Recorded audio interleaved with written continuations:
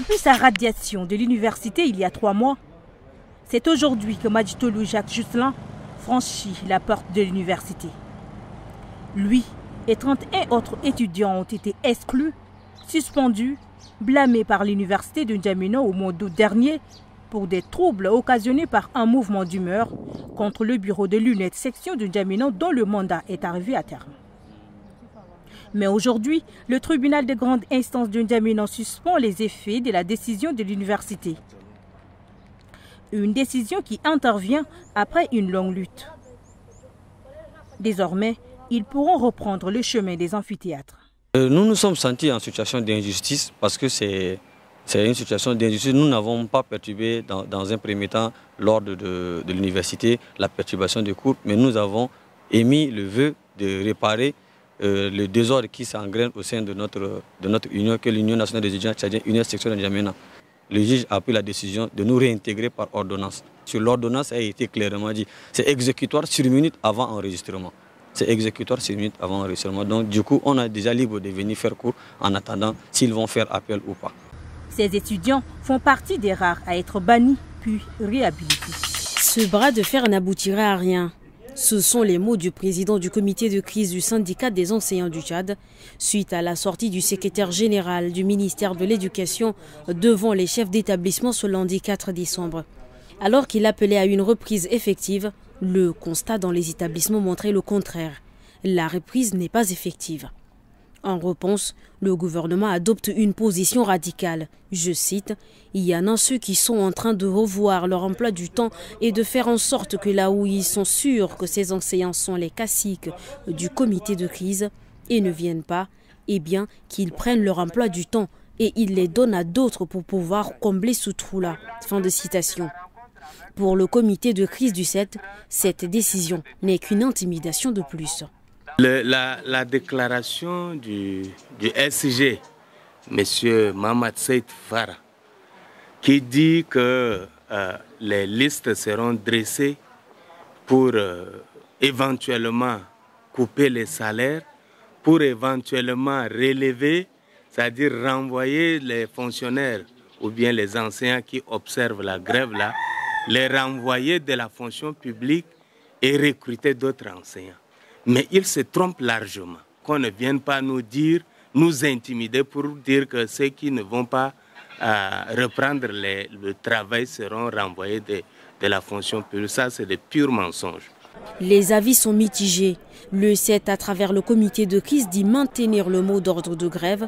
Le gouvernement, lui, dit ne pas être prêt à satisfaire les revendications des enseignants et appelle à la reprise. Les élèves, quant à eux, ne savent plus à quel sens se vouer. Dans le cadre de la campagne référendaire, la Fédération de l'opposition crédible appelle l'ensemble du peuple tchadien à boycotter le référendum prévu pour le 17 décembre prochain. Pour la FOC dirigée par l'opposant Yaya Dilo, plusieurs raisons justifient cet appel au boycott. D'abord, il avance comme première raison l'absence du critère démocratique et du processus électoral juste et transparent.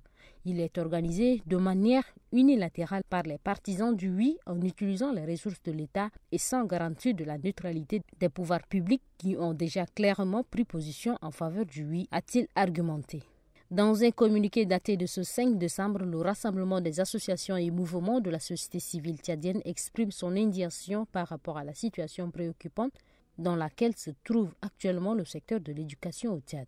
Selon le communiqué, cette grève provoquée par la décision du ministère de l'Éducation de couper les salaires des milliers de fonctionnaires tchadiens a des répercussions directes sur le secteur de l'éducation, mettant ainsi en péril la scolarité des milliers d'élèves et d'étudiants. Le rassemblement interpelle le président de transition, le gouvernement et les conseillers nationaux à agir rapidement pour que les élèves et les étudiants reprennent le chemin de l'école et aussi la communauté internationale de ne pas fermer l'œil sur cette situation. Par un arrêté pris le 4 décembre, le ministre de la Sécurité publique Mamad Sharfadine Margui a annoncé la restriction de la délivrance des passeports ordinaires pour une période de 30 jours renouvelable. Cette mesure qui concerne tout le territoire national exclut les demandes des fonctionnaires ayant un ordre de mission dûment établi, des personnes malades nécessitant une évacuation sanitaire et les étudiants. À cet effet, 3 centres de délivrance sont ouverts exclusivement à N'Djamena, notamment dans le 2e, le 6e et 8e arrondissement. Pour superviser les opérations de ces centres, la cellule de coordination des services de police au sein de l'Agence nationale des titres sécurisés veillera sur les comités d'identification des populations qui seront mis en place. On ne vit que de l'entrepreneuriat, parce que c'est grâce à l'entrepreneuriat qu'on est en train de vivre maintenant. Je peux dire c'est grâce à l'entrepreneuriat qu'on fait développer notre pays aujourd'hui. Quand tu te prends en charge, tu crées quelque chose qui te suffit à toi-même. Mais quand tu travailles dans une institution quelconque, à la fin du mois, il faut attendre. Est-ce qu'on va te donner l'argent ou pas?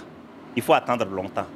Mais si c'est toi qui te prends en charge, alors les revenus là, tu utilises et tu sauras comment gérer. Moi, personnellement, je pense que l'entrepreneuriat a un avenir parce que quand tu entreprends, tu gagnes plus que ceux qui attendent de l'argent de l'État. Parce que là, déjà, toi, tu gagnes ton argent par jour. Et s'il faut essayer de garder cet argent jusqu'à la fin du mois, tu peux voir que ton économie dépasse les fonctionnaires de l'État et autres. Donc, c'est un peu ça. L'entrepreneuriat a un avenir du moment où c'est quand on met du sérieux, quand on est sérieux de soi-même, de ce qu'on fait, c'est quand on aime ce qu'on a entrepris, c'est ça a de l'avenir. On ne peut pas rester à attendre.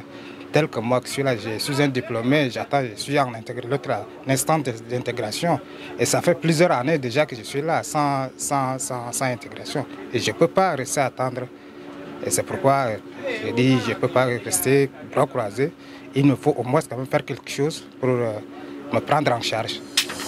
Ça y est, après 2 ans de formation, Mohamed Mouktar Abdelmoumine soutient en dépit des difficultés son mémoire en vue de l'obtention du diplôme supérieur de gestion et de comptabilité grâce à son thème de recherche qui porte sur évaluation des risques inhérents à l'exhaustivité du chiffre d'affaires d'un port sec, cas de la Société des manufactures du Tchad. On était confronté à beaucoup de difficultés, notamment sur la partie littérature. Il n'y a pas assez de bibliothèques, il n'y a pas assez de personnes ressources pour encadrer notre travail et tout ça. Mais malgré cela, on a essayé de tenir. Et le résultat modeste qu'ils sont l'a présenté, c'est un sentiment de soulagement. En sa qualité de membre de l'Ordre des experts comptables du Tchad, cet encadreur qui fait partie de l'équipe du jury est loin d'être déçu. La présentation de l'étudiant a été faite, voilà, il a été brillant. Dans l'ensemble, les choses se sont bien déroulées. Voilà. Et surtout que c'est le tout premier candidat tchadien en fait au diplôme d'expertise comptable pour la section de N'Djamena. Ce diplôme, Mohamed Mouktar Abdelmoumine l'obtient grâce à un partenariat entre l'Ordre national des professionnels comptables du Tchad et l'Institut national des techniques économiques et comptables de Paris qui propose une formation pointue et approfondie en comptabilité, contrôle et audit à travers le centre INTEC du Tchad. Ce centre prépare au diplôme de gestion et de comptabilité, licence comptabilité, contrôle et audit, diplôme supérieur de gestion et de comptabilité, master comptabilité, contrôle et audit et enfin diplôme d'expertise comptable. Son ambition, mettre sur le marché de l'emploi des experts comptables made in Tchad.